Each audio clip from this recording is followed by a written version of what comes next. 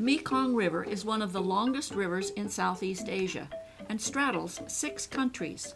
Our 2-week cruise along the Mekong River began in Cambodia aboard the Tom Teo riverboat. Our first stop was the village of Co Chen. Walking along the river road, we were introduced to a variety of local vehicles and their fascinating cargoes. This small town is noted for family-owned silver workshops. Everyone is engaged in the production of intricate pieces of silver, from bangles to bowls and silver plates. We also learned how to spot the items that were merely silver-plated copperware. Children were delighted to accompany our group past local temples to the schoolhouse, where we met a teacher who was a survivor of the vicious Khmer Rouge Pol Pot regime. He told us his story, translated by Nak, of our G Adventure Guide. Back on board and underway again, we had great views of the passing river scene from the upper deck of our boat. There were river villages along the shore, but we found the floating homes in front to be more interesting than the backsides of the riverbank houses. River traffic was just as interesting, including a variety of ferry boats with cars and people and motorbikes. Following lunch aboard the Tom Teo, we transferred to a sort of tourist ferry, taking us to a landing and our waiting tuk-tuks. Tuk-tuks are a kind of taxi that can also be customized to be a school bus. Of course, on this route, you could choose to ride bicycles and follow in the wake of the tuk-tuks through streets and through the traffic to our destination, a family-owned brick factory. 4 generations have been producing bricks using ovens like these.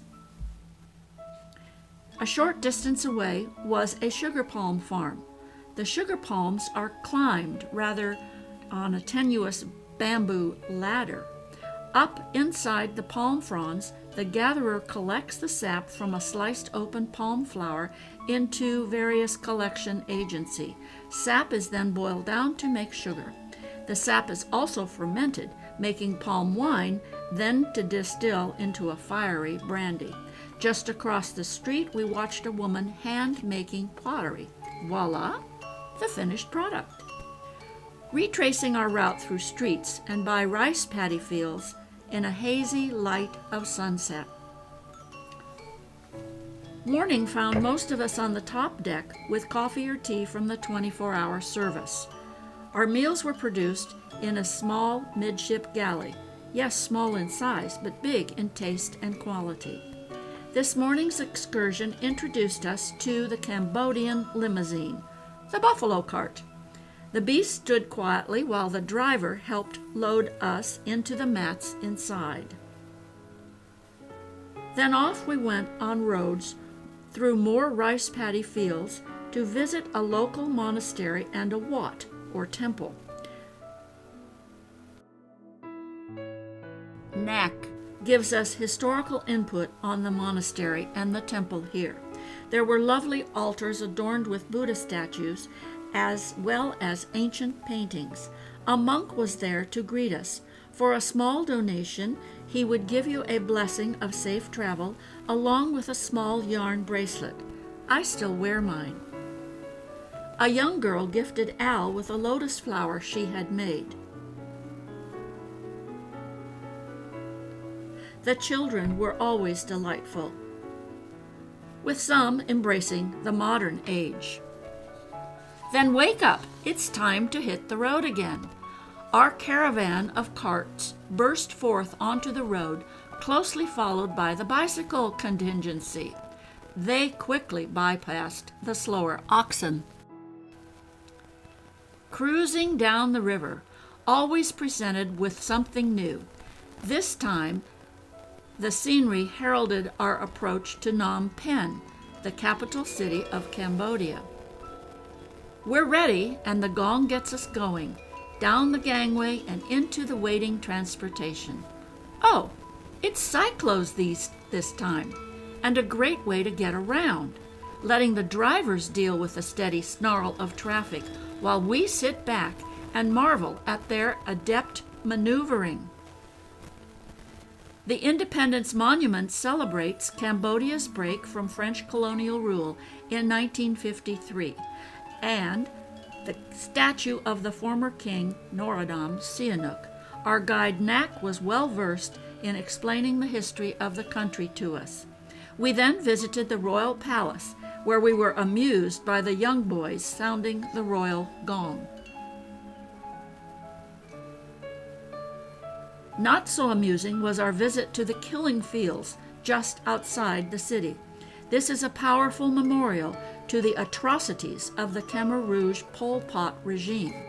Mass graves still give up bones and remnants of clothing. This beautiful Cambodian tower is actually a repository of hundreds of skulls. The adjacent Genocide Museum had been a high school, then turned into a prison, and was the largest center of detention and torture at that time. Meticulous records were kept, and the thousands of prisoners photographed before they were killed. At the time of liberation, only 7 inmates were still alive. The afternoon of free time saw us walking the busy city streets in search of the big market.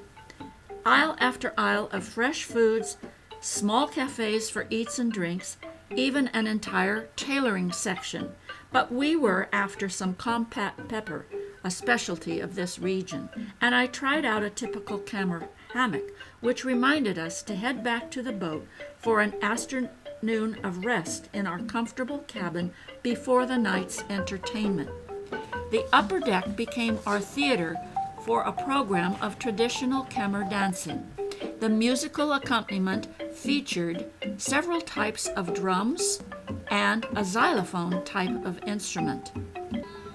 The graceful dancers often told stories through their dance, as in this being part of the Ramayana folktale. But dancing in the village life frequently includes the stick dance. Mind your toes and your ankles. So we preferred to join a more sedate number. It had all been a splendid performance. Our captain had modern equipment in his wheelhouse. This captain had a deck chair and marigolds. And what about this captain? No problem.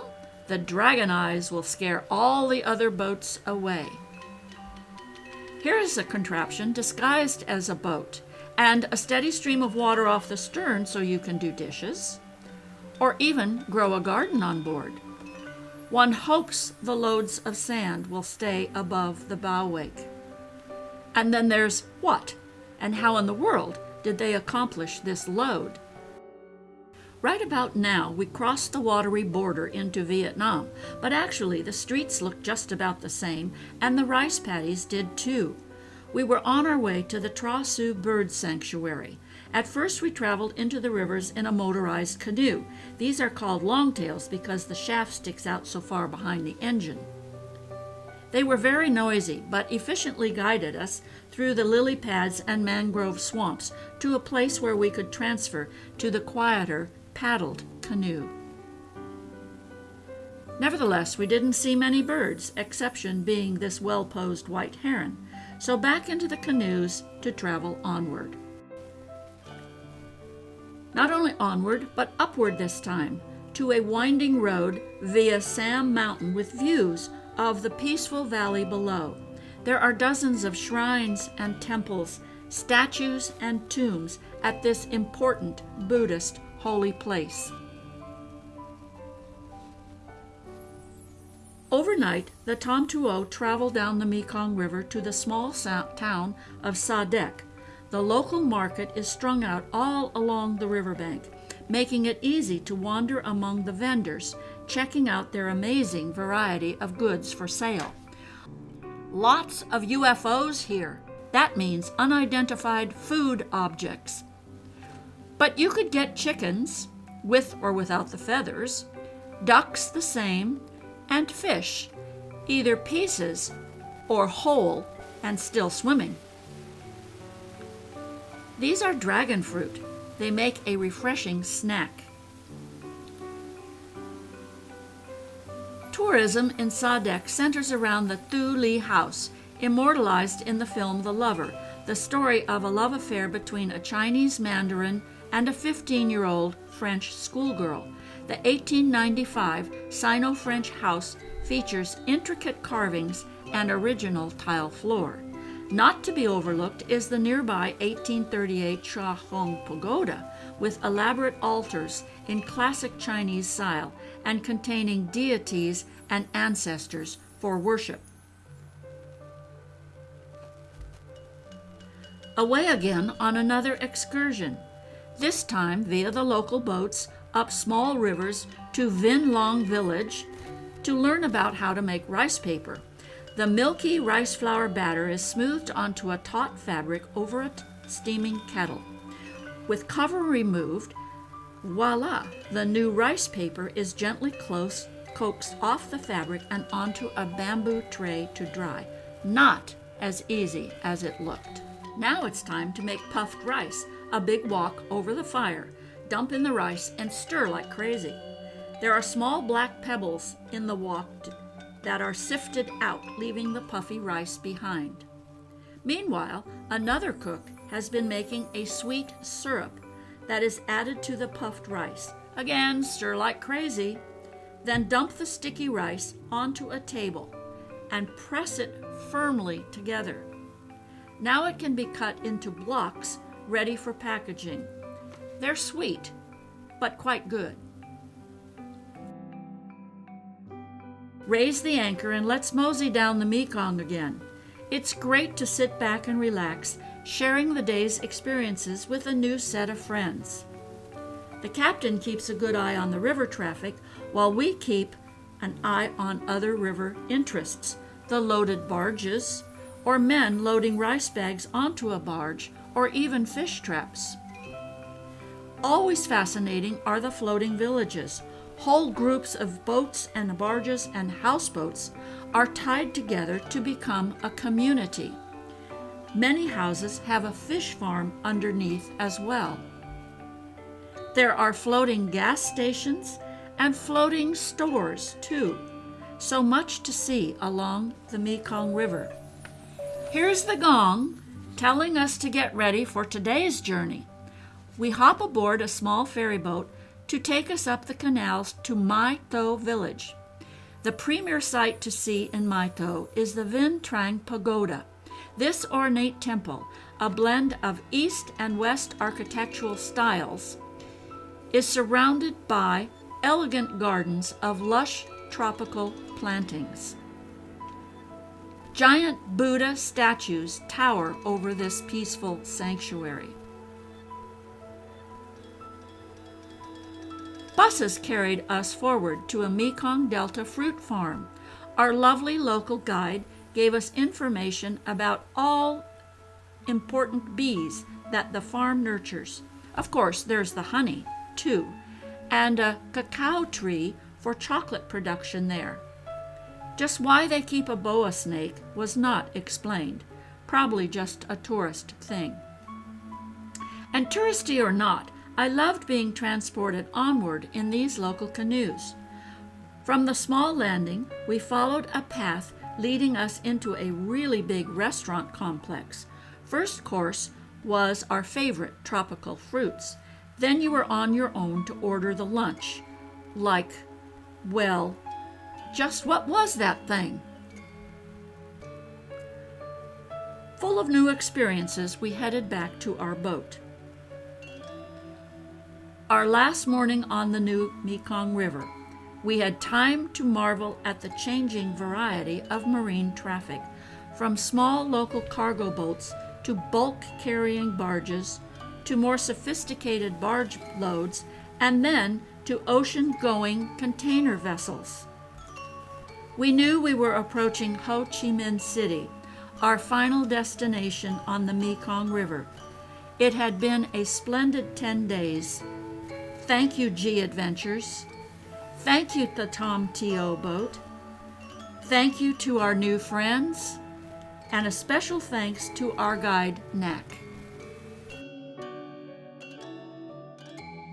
But wait, Al and I stayed in Vietnam, traveling to the UNESCO heritage site of Hoi An, called the City of Lanterns. It was Chinese New Year's, so you can imagine, but that's another story for another time.